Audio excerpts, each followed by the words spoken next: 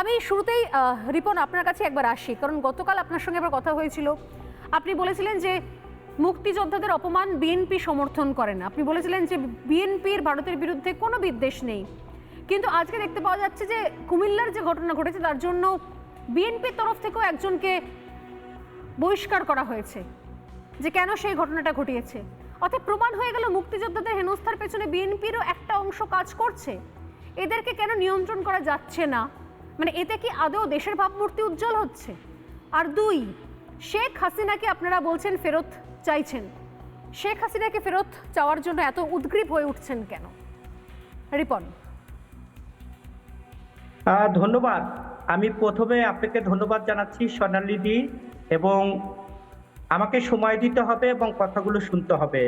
এক পাক্ষিক কথা বলবেন, আমাদের সুযোগ দেবেন না, সেটা হবে না। সেটা হলো যে আপনি যেটি বললেন যে শেখ হাসিনাকে পাওয়ার জন্য এত উদ্বিগ্ন কেন। একটা দেশ আর একটা দেশের যে কূটনীতিক সম্পর্ক থাকে, সেই সম্পর্ক হয় রাষ্ট্র রাষ্ট্রের সঙ্গে এবং জনগণ জনগণের সঙ্গে। একজন গণহত্যাকারী সাবেক প্রধানমন্ত্রী গত 17 বছরে বাংলাদেশের যেই হত্যাকাণ্ড চালিয়েছে, হিন্দুদের উপরে যে নির্যাতন চালিয়েছে, বিএনপি নেতা গয়েশ্বরচন্দ্র রায়ের উপরে যেই অত্যাচারে তারা মেতে উঠেছিল, মানুষের ঘর বাড়ি, মানুষকে গুম নির্যাতন আয়নার ঘর করেছিল, তখন কিন্তু আপনাদের মতো এই রিপাবলিক, এই যে টেলিভিশন, তাদের কিন্তু তখন আমরা দেখিনি যে বাংলাদেশের এই হিন্দুদের উপরে যখন নির্যাতন হয় তখন কিন্তু কথা বলতে দেখিনি।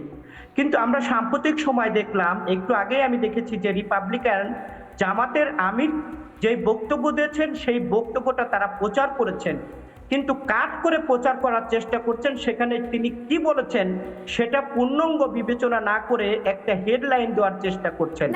আপনাদেরকে বুঝতে হবে যে যখন কূটনীতিক সম্পর্ক থাকে, শেখ হাসিনা একজন গণহত্যাকারী, সে বাংলাদেশ থেকে পালিয়ে ভারত গেছে। ভারতে যারা শাসক দল আছেন তাদের সম্পর্ক হবে একটি রাষ্ট্র আর একটা রাষ্ট্রের সাথে জনগণের সঙ্গে।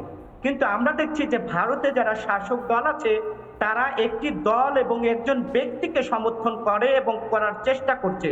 তার ধারাবাহিকতায় আজকে আমরা দেখতে পাচ্ছি আপনি বললেন, আমি শুনলাম, দেখুন আপনি বললেন, আমি শুনলাম, একতরফা বললে তো একতরফা আলোচনা হবে না। আপনি বলছেন যে শেখ হাসিনার সময় রিপাবলিক কোথায় ছিল? সে প্রথমত হচ্ছে শেখ হাসিনার সময় রিপাবলিক বাংলা তখনও লঞ্চ করেনি।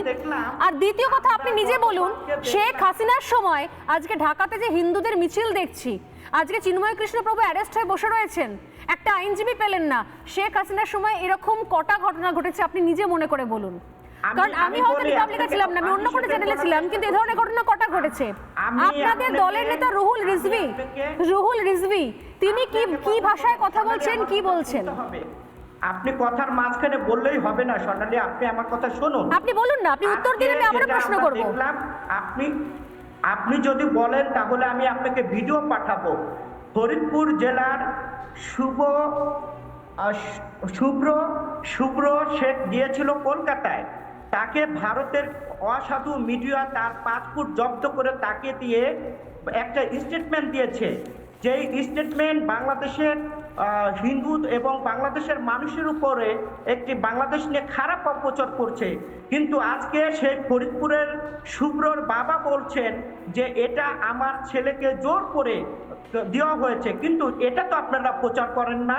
এই যে শুভ্রর পরিবার আজকে বাংলাদেশের টেলিভিশনগুলোতে প্রচার হচ্ছে। কজন পরিবারের কথা প্রচার করব বলুন তো রিপন, কজন পরিবারের কথা? আপনি একটা পরিবারের কথা বলছেন, আমরা রেগুলার হাজার হাজার পরিবারের কথা বলছি। আপনাদের দেশ ছেড়ে চলে আসছে বর্ডারে, আপনাদের দেশ ছেড়ে বর্ডারে চলে আসছে ভারত। এবং ভারতের যারা এই যে কিছু কিছু অসৎ মিডিয়া আছে, তারা কেন এত আওয়ামী লীগ প্রেমিক এবং শেখ হাসিনা প্রেমিক হলো? তারা বাংলাদেশের সাথে সম্পর্ক করতে চায় না, বাংলাদেশের জনগণের সাথে সম্পর্ক করতে চায় না, বাংলাদেশের মানুষ বাংলাদেশের সঙ্গে। আপনি এটা বলছেন না, আপনি বলুন, আপনি বলছেন বাংলাদেশের সঙ্গে সম্পর্ক। আপনি বলুন আজকের দিনে ভারত থেকে কত টন পেঁয়াজ গেছে? তথ্য আছে আপনার কাছে? না, আপনি বলছেন, শুনুন, ভারতের পলিসি আপনাদের অগণতান্ত্রিক দেশের মধ্যে পলিসি হবে না, এক হবে না।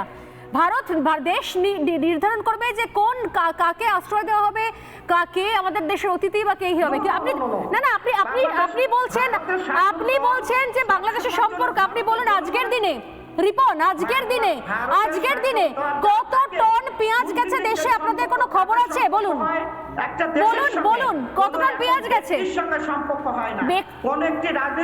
না ভারত থেকে যে পেঁয়াজগুলো যাচ্ছে, যে চিনি যাচ্ছে, যে পেঁয়াজ যাচ্ছে, চিনি যাচ্ছে, চাল যাচ্ছে, সেটা কি শুধুমাত্র কোনো নির্দিষ্ট ব্যক্তির কাছে যাচ্ছে? রিপন, আপনাকে তো যুক্তি দিতে হবে, আপনি একতরফা এই ধরনের তর্ক করলে আপনাকে যুক্তি দিতে হবে। ভারত থেকে প্রতিদিন যে টন টন পেঁয়াজ যাচ্ছে, ডিম যাচ্ছে, চাল যাচ্ছে, এগুলোকে নির্দিষ্ট কোনো রাজনৈতিক দলের কর্মী সমর্থকদের কাছে যাচ্ছে? রিপন, সেই জিনিস কি আপনারাও ব্যবহার করছেন না? ভারত থেকে যে কারিগরি প্রোডাক্ট ভারত থেকে এখনো পর্যন্ত বন্ধ করেনি, বর্ডার বন্ধ করেনি, কাদের কাছে যাচ্ছে সেই জিনিসগুলো? আপনি বলছেন নির্দিষ্ট কারোর কাছে। প্রতিদিন আমি আপনাকে হিসেব দিয়ে দেখাতে পারি, আমার দেশের হিসেব নিয়ে বসে আছি, আর আপনি বলছেন দুর্নীতির কথা। হিসাব দিতে পারি, আমি আপনাকে ভিডিও দিতে পারি, আমি আমাকে পত্রিকার কাটিং দিতে পারি। ভারতের শাসক দল আপনাদের পত্রিকার কাটিং তো পত্রিকার কাটিং মানে আপনাদের দেশে। আপনি নিজে বলুন না, চিন্ময় কৃষ্ণ প্রভু কেন এতদিন পর্যন্ত জেলে রয়েছেন? আপনারা মনে করেন চিন্ময় কৃষ্ণ প্রভু একজন সন্ত্রাসী? আপনারা মনে করেন চিন্ময় কৃষ্ণ প্রভু একজন সন্ত্রাসী? বাংলাদেশের মুসলমানরা মসজিদ থেকে বেরিয়ে টুপি মাথায় দিয়ে মন্দিরকে পাহারা দেয়। কেন পাহারা দেয়? কেন? আরে এটাই তো প্রশ্ন, রিপন, এটাই তো প্রশ্ন। অতএব এই যে শাসক দলে যারা আছেন তারা, এটাই তো প্রশ্ন, মন্দিরকে পাহারা দিতে হয় কেন? আপনাদের দেশে মন্দিরকে পাহারা দিতে হয় কেন? পুজো বন্ধ করতে হয় কেন? মিডিয়া অপপ্রচার করছে বাংলাদেশ নিয়ে। আরে আমরা তো প্রমাণ দিয়ে বলছি। আপনি গতকাল বললেন যে মুক্তিযোদ্ধার সঙ্গে আমাদের দলের কেউ যুক্ত নয়। আজকে আমি দেখিয়ে দিচ্ছি আপনাদের দল থেকে একজনকে বহিষ্কার করা হয়েছে, রুহুল রুসবি। আপনি বলেন রুহুল রুসবি কিছু বলেছে বলে আমি জানি না। আপনাদের দলের নেতারা বলছেন 4 দিনে ভারত দখল করব, 4 দিনে ভারত দখল করব। আপনার দলের নেতারা বলছেন, আপনি বলছেন আমি জানি না। তারা বাংলাদেশের জনগণের সাথে যুদ্ধ করেনি, যুদ্ধ করেছিল বাংলাদেশের লুঙ্গি পরা, সিরা শার্ট পরা মানুষগুলো তখন যুদ্ধ করেছিল। আওয়ামী লীগের কোনো লোক যুদ্ধ করে নাই, আওয়ামী লীগ মুক্তিযুদ্ধ দাবি করতে পারে না।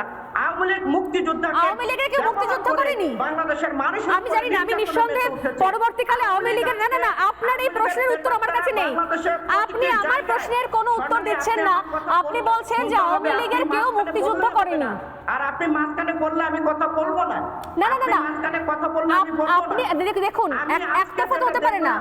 আপনার টেলিভিশনে জামাতের আমির যেটা বলেছে সেটা আপনারা না বলে আপনারা বলার চেষ্টা করছেন যে বাংলাদেশে হিন্দুদের উপরে নির্যাতন হচ্ছে। জামাতের আমির এক সেকেন্ড আমির কি বলেছে সেটা ওরা কি জামাত কি মুক্তিযোদ্ধা বলছে? জামাত কি মুক্তিযোদ্ধা নাকি? কি রিপন ভাই কি বলছেন? পাগলের প্রলাপ বকছেন তো। জামাত মুক্তিযোদ্ধা হয়ে গেছে এখন আপনাদের কাছে? বাহ, দারুণ তো। ক্ষমতার লোভে অন্ধ হয়ে গেছেন আপনারা। ক্ষমতার লোভে অন্ধ হয়ে গিয়ে জামাতকে মুক্তিযোদ্ধা বানাচ্ছেন, জামাতের আমিরের কথা তুলে ধরছেন। এই আপনাদের রাজনৈতিক দল, এই শহীদ জিয়ার দল, এই তো বললেন জামাতের উদাহরণ দিচ্ছেন। বিএনপির কথা জামাতের মুখ থেকে শুনবো কেন? জামাতের কথা বিএনপির মুখ থেকে শুনছি কেন? পুরোপুরি না শুনে এভাবে আপনারা জামাত মুক্তিযুদ্ধ করেছে। এক সেকেন্ড নানা ধরনের কন্টেন্ট দেখার জন্য লাইক করুন, শেয়ার করুন আমাদের ফেসবুক পেজ, সাবস্ক্রাইব করুন আমাদের ইউটিউব চ্যানেল। পাশাপাশি অন্যান্য ব্রেকিং নিউজের জন্য অবশ্যই চোখ রাখুন রিপাবলিক বাংলায়।